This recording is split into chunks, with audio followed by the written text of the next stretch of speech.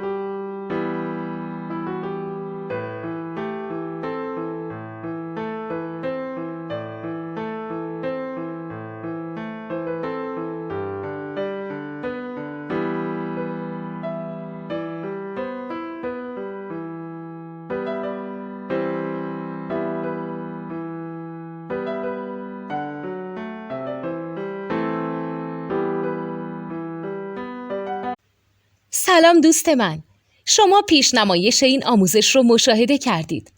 برای دیدن آموزش به صورت کامل میتونید به وبسایت نوت2 که مرجع آموزش موسیقی هست مراجعه کنید.